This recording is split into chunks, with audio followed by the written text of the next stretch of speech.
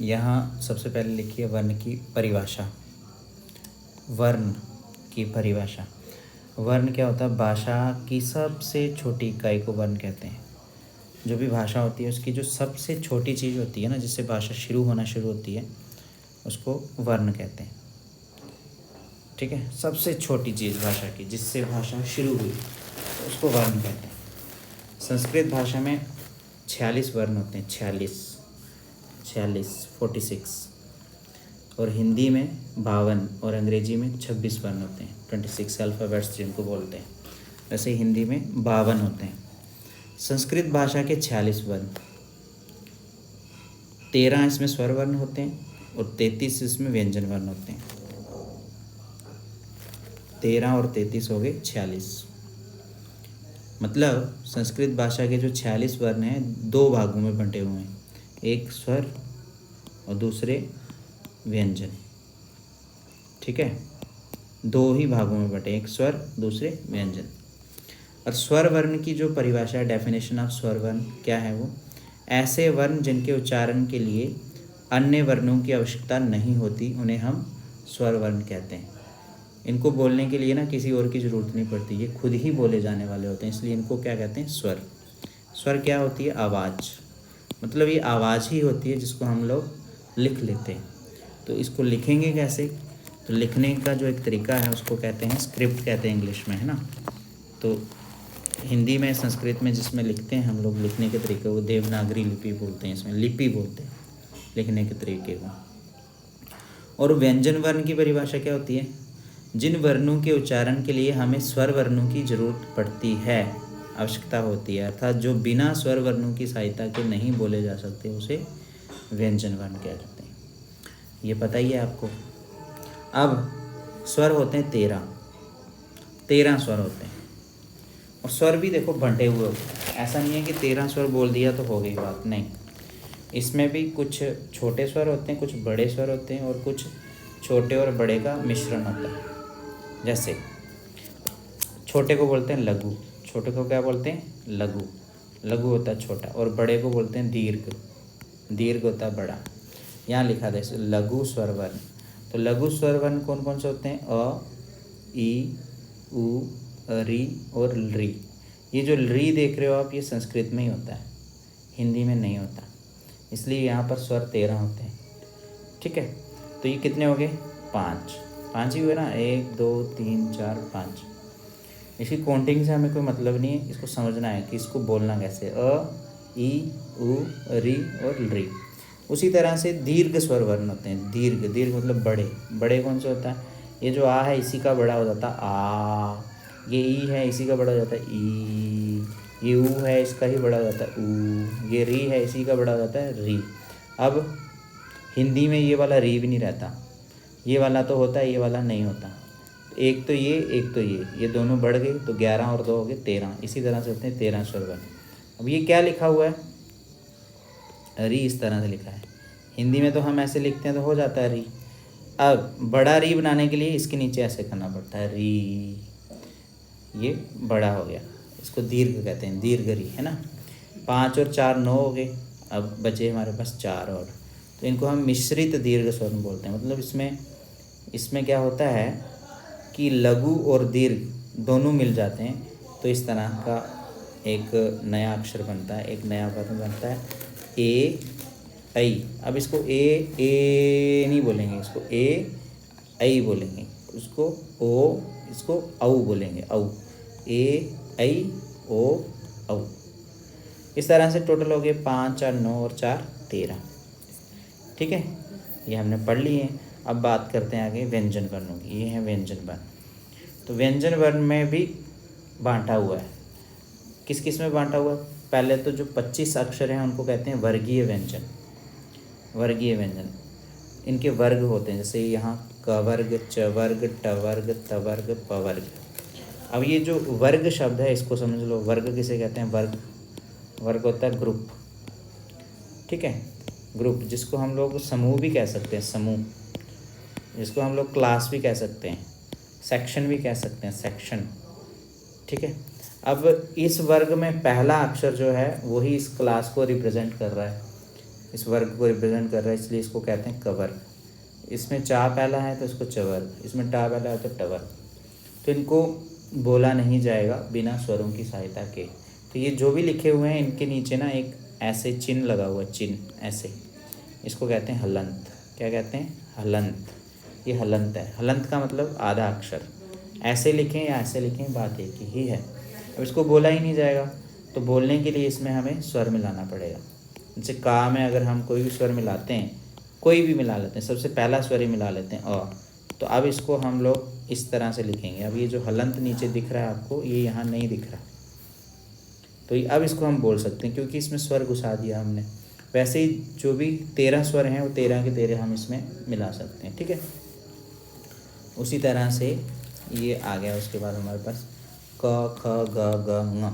अब ये जो पांचवें अक्षर हैं, ये ङ हो गया, ये ञ हो गया, न हो गया, न हो गया, मा हो गया, इन सब की बिंदी बन जाती है। मतलब जब भी कोई अक्षर देखते हैं उसके ऊपर इस तरह से बिंदी। अब का में अगर हम लोग ये लगा दें इस तरह से, ठीक है, का में लगाएंगे, ये का में नहीं, हलंत वाले का में नहीं, पूरे का में, ठीक है, पूरे वाले का में ही ये लगेगा। तो इसको हम लोग इस तरह से लिख सकते हैं, इज इक्वल टू कंग करके लिख सकते हैं ऐसे। ये इसकी निशानी है, इसकी निशानी ये बिंदी है। मतलब ये जो पांचवें अक्षर हैं इनको अनुस्वार भी कह सकते हैं हम। अब कुछ अवर्गीय व्यंजन होते हैं जो वर्गीय व्यंजन नहीं है लेकिन अवर्गीय हैं। वो जो वर्गीय व्यंजन नहीं होते वो अवर्गीय कहलाते हैं। तो वो 8 होते हैं। कौन कौन से? अंतस्थ और ऊष्म। ये या, रा, ला, वा। यहाँ एक शब्द प्रयोग हुआ है अंतस्थ। अंतस्थ होता अंदर। तो जो हमारे मुंह के अंदर ही बोले जाते हैं, बोल के देखो, य, र, ल, व। जब हम इन्हें बोलते हैं ना तो मुंह के अंदर ही बोले जाते हैं, और बोलते समय हवा जो है मुंह से बाहर आती ही नहीं है। य, र, ल, व। हाथ आगे रख के देखो, मुंह के आगे बोल के देखो, य, र, ल, व। आई हवा? नहीं आई ना। उसी तरह से ये जो ऊष्म व्यंजन हैं इनको बोलते समय हवा बाहर आती है। और हवा कैसी आती है बाहर? ऊष्म का मतलब होता है गर्मी, गर्म हवा आती है। बोल के देखो, श, स, ह। हमारी हथेली गर्म होने लग जाती है, इसलिए इनको कहते हैं ऊष्मवन। तो ये अंतस्थ हो गए जो मुंह के अंदर बोले जाते हैं, और ये ऊष्म हो गए जिनको बोलते समय गर्म हवा निकलती है और हथेली में गर्म हवा लगती है। उसी तरह से 2 अयोगवा होते हैं, 2 ही होते हैं। एक बिंदी, ये जो मैंने कहा अनुस्वार, और एक विसर्ग। ये जो 2 बिंदु हैं इनको क्या कहते हैं? विसर्ग। उसी तरह से संयुक्त वर्ण होते हैं। का और शा मिलकर के शा बनता है, ता और रा मिलकर के त्र बनता है, और जा और न्या मिलकर के ज्या मिलता है, ज्या। इसको ज्या बोलते हैं, ठीक है। लेकिन आजकल इसको सब लोग ज्ञा ही बोलते हैं, तो इसलिए जो विद्वान लोग हैं उन्होंने भी इसको ज्ञा बोलना ही शुरू कर दिया। लेकिन ये ज्ञा नहीं होता, ये होता है ज्या। जा और ज्ञा मिलकर के बनता है ज्या, ठीक है। अब संस्कृत में और जो ध्यान रखने वाली बातें वो हैं ये कि संस्कृत में 3 लिंग होते हैं। कोई भी शब्द है, ये जो आपने ऊपर वर्ण देखे, वर्णों को हम क्या करेंगे? वर्णों से बनाएंगे शब्द। जब उसे शब्द बनेगा तो शब्द जो है 3 लिंगों में बनेगा, या तो वो पुल्लिंग होगा, या वो स्त्रीलिंग होगा, या नपुंसक लिंग होगा। मतलब संस्कृत में 3 लिंग होते हैं। अब पुल्लिंग में जैसे यहाँ शब्द लिखा है रामः, बालकः, रविः, गुरु। स्त्रीलिंग में बालिका, मति, नदी, धेनु। उस तरह से नपुंसक लिंग में गृहम, वारी, मधु। अब यहाँ क्वेश्चन बनता है कि नपुंसक लिंग शब्द कौन से होते हैं? क्या नॉन लिविंग थिंग होते हैं क्या नपुंसक लिंग? ये तो लिविंग लग रहे हैं, ये भी लिविंग लग रहे हैं। गृहम नॉन लिविंग लग रहा है, लेकिन वारी तो पानी को बोलते हैं, ठीक है। और मधु शहद को बोलते हैं, और मधु किसी लड़की का नाम भी हो सकता है। मधु स्त्रीलिंग भी हो सकता है, लेकिन मधु यहाँ नपुंसक लिंग भी है। शहद को बोला गया मधु, है ना। तो अब नपुंसक लिंग शब्द कौन से होते हैं? नपुंसक लिंग शब्द वो होते हैं जो ना तो पुल्लिंग होते हैं ना स्त्रीलिंग होते हैं। जैसे मैं यहाँ अगर पुष्प लिख दूँ, पुष्प लिखने से, पुष्पम लिखने से, क्या पुष्पम शब्द पुष्प किसी मतलब पुल्लिंग है? पुष्प नहीं है। स्त्रीलिंग है? नहीं है। तो क्या हुआ ये? नपुंसकलिंग। जो पुल्लिंग भी नहीं है, स्त्रीलिंग भी नहीं है, वो होता है नपुंसकलिंग, पुष्प। वैसे ही अगर फल लिखता हूँ मैं, फल, फल, ये पुल्लिंग है? नहीं है। स्त्रीलिंग है? नहीं है। तो ये है नपुंसकलिंग। तो ऐसे शब्द जो ना ही पुल्लिंग होते हैं ना स्त्रीलिंग होते हैं, वो होते हैं नपुंसकलिंग। तो संस्कृत में कितने लिंग हुए? 3, पुल्लिंग, स्त्रीलिंग और नपुंसकलिंग। वैसे ही संस्कृत में 3 पुरुष होते हैं। 3 पुरुष होते हैं। कौन कौन सा पुरुष? प्रथम पुरुष, मध्यम पुरुष और उत्तम पुरुष। अब ये पुरुष क्या है? ये जो पुरुष है, अगर इसकी हम लोग इंग्लिश देखें तो इसकी इंग्लिश होती है पर्सन। क्या होती है? पर्सन। पुरुष की होती है पर्सन। तो 3 तरह के पर्सन होते हैं जो हम लोग इंग्लिश में पढ़ते हैं। वो कौन कौन से पर्सन होते हैं? कौन कौन से पर्सन होते हैं? जिसको हम लोग कहते हैं फर्स्ट पर्सन, सेकंड पर्सन और थर्ड पर्सन। जब भी हम बात करते हैं तो इन्हीं 3 लोगों के बीच बात होती है। या तो वो फर्स्ट और सेकंड के बीच में बात हो रही होती है, या वो फर्स्ट और सेकंड के बीच में बात हो रही होती है लेकिन किसी तीसरे की बात हो रही होती है, थर्ड पर्सन की बात हो रही होती है। तो इन 3 ही लोगों में बातचीत होती है। तो भाषा जो भी हम बोलते हैं वो हम बोलते हैं किसके बीच में? पर्सन टू पर्सन बोलते हैं। या तो मैं और आप बात कर रहे हैं, या मैं और आप किसकी बात कर रहे हैं? भाषा की बात कर रहे हैं। तो भाषा यहाँ थर्ड पर्सन है। तो जो फर्स्ट पर्सन है उसे हम लोग कहते हैं उत्तम पुरुष। वो कौन सा पुरुष होता है? उत्तम। अब ये पर्सन जो इंग्लिश के आपको दिखाई दे रहे हैं, first person, second person, third person, इसमें थोड़ा सा आपको ये ध्यान में रखना है कि फर्स्ट पर्सन मतलब उत्तम पुरुष, सेकंड पर्सन मतलब मध्यम पुरुष, थर्ड पर्सन मतलब प्रथम पुरुष। ये चीज़ ध्यान में रखनी है। बातचीत का संबंध 3 व्यक्तियों से होता है। जो कहने वाला है वो उत्तम पुरुष होता है। जैसे मैं कह रहा हूँ तो मैं कौन हूँ? उत्तम पुरुष। ठीक है, उत्तम का मतलब बेस्ट भी होता है। जो कह रहा है वो बेस्ट है, उत्तम पुरुष। अब सुनने वाला जो है वो मध्यम पुरुष है। जैसे तुम सुन रहे हो तो तुम कौन होगे? मध्यम पुरुष। जिसके विषय में कहा जाए वो कौन हो गया? प्रथम पुरुष या अन्य पुरुष। जिसके बारे में कहा जा रहा है, जहाँ यहाँ हम किसके बारे में कह रहे हैं? भाषा के बारे में। तो भाषा होगी अन्य पुरुष। ये चीज़ समझ में आ गई? आ गई ना? तो पुरुष कितने होते हैं? 3। उन्हीं को हम पर्सन कहते हैं इंग्लिश में, first person, second person, third person. तो वही संस्कृत में भी होते हैं, उत्तम पुरुष, मध्यम पुरुष और प्रथम पुरुष। अब आगे ये होते कौन से हैं, क्या क्या होते हैं, उसके बारे में हम बात करते हैं। अब संस्कृत में 3 वचन होते हैं, ये भी एक ध्यान रखने वाली बात है। वचन की इंग्लिश होती है नंबर्स। कितने क्या होते हैं? नंबर्स। जब भी हम किसी वर्ण से किसी शब्द को बनाते हैं तो अब वो शब्द जो है किसी एक के लिए बोल रहे हैं, हम 2 के लिए बोल रहे हैं, 3 के लिए बोल रहे हैं, 4 के लिए बोल रहे हैं, 5 के लिए बोल रहे हैं, उसके नंबर्स होते हैं, है ना। जैसे यहाँ पर लिखा हुआ देखो कि वचन कौन कौन से होते हैं? एक वचनम, द्विवचनम और बहुवचनम। हिंदी में और इंग्लिश में 2 ही वचन होते हैं, एक तो होता है एक वचनम, एक होता है बहुवचनम। हिंदी और इंग्लिश में। इंग्लिश में इसको बोलते हैं सिंगुलर और इसको बोलते हैं प्लूरल। अच्छा, कहीं कहीं पर डुअल भी लिखा होता है, लेकिन एक वचन और बहुवचन, सिंगुलर और प्लूरल 2 ही नंबर्स होते हैं बस। लेकिन संस्कृत की विशेषता है कि उसमें द्विवचन भी होता है। जैसे यहाँ लिखा है बालक, तो बालक बोलने से ये बालक हिंदी में लिखा हुआ समझ लो। अब इस बालक को संस्कृत में अगर एक बालक होगा तो उसको कहेंगे बालक काहा, अगर 2 होंगे तो उसको कहेंगे बालक कऊ, अब 2 से ज़्यादा होंगे तो उसको कहेंगे बालक काहा। 2 से ज़्यादा मतलब 3 हो सकते हैं, 4 हो सकते हैं, 5 हो सकते हैं, कितने हो सकते हैं। एक लड़के के लिए बालक, दूसरे के लिए बालक हो, तीसरे के लिए बालक है। अब आप देख रहे होंगे ये शब्द कैसे बना? वर्णों से बना हुआ है। यहाँ बा है, इसमें आ मिला, ला मिला और का मिला और विसर्ग मिला, तो वर्णों से शब्द बना। और शब्द कौन से वचन में बना? एक वचन। फिर द्विवचन में इसको ऐसे बनाया, फिर बहुवचन में इसको ऐसे बनाया। ऐसे मृग लिखा है, मृग हिरण को बोलते हैं। एक हिरण को बोलेंगे मृगः, 2 हिरणों को बोलेंगे मृगौ, और बहुत सारे हिरण है तो क्या बोलेंगे? मृगाः। ऐसे बालिका लिखा है, एक बालिका है तो बालिका, 2 बालिका हैं तो बालिके, और बहुत सारी बालिका हैं तो बालिकाः। अब आप यहाँ ये चीज़ देख लो कि जब पुल्लिंग थे तो वहाँ बालका बालको बालका हो रहा था। स्त्रीलिंग है तो बालिका बालिके बालिका हो रहा है। मतलब जो पुल्लिंग में हम औ लगाते हैं वो ही हम स्त्रीलिंग में ए लगा देते हैं, बालिके। अंतर भी तो है, यहाँ इसके अंत में आ की मात्रा नहीं है बालक के अंत में, लेकिन बालिका के अंत में आ की मात्रा है।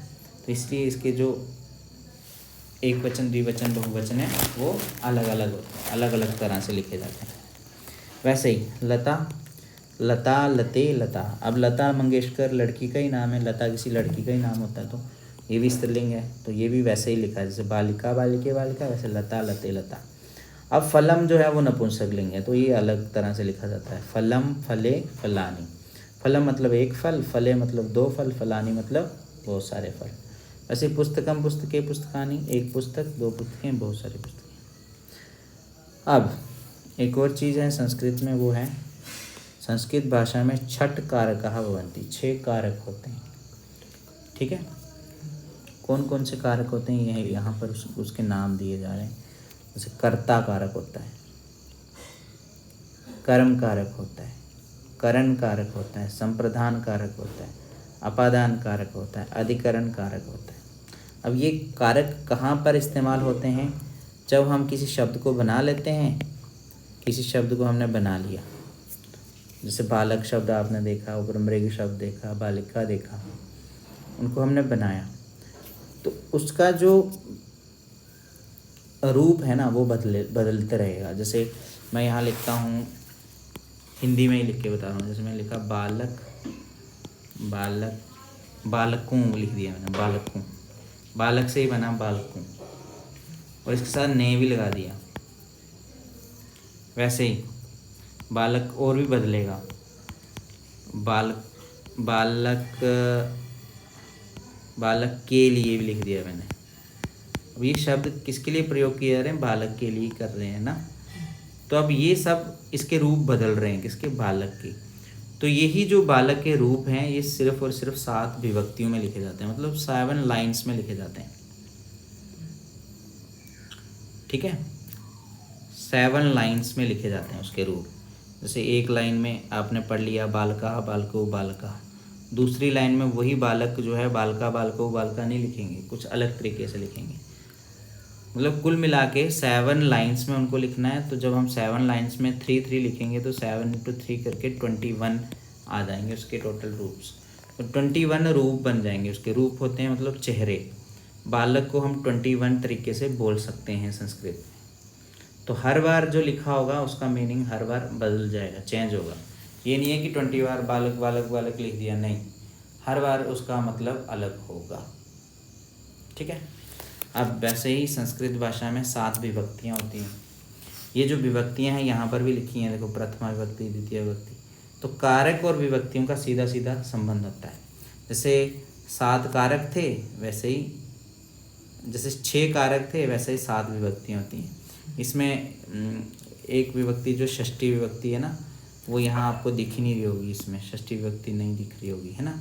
यहाँ सिर्फ प्रथमा, द्वितीय, तृतीय, चतुर्थी, पंचमी और सप्तमी पे चला गई। लेकिन विभक्तियों में एक और विभक्ति होती है षष्ठी विभक्ति। ठीक है, जब इन 6 विभक्तियों से कुछ बच जाता है तो वो षष्ठी विभक्ति के काम आता है, इसलिए बोलते हैं शेषे षष्ठी।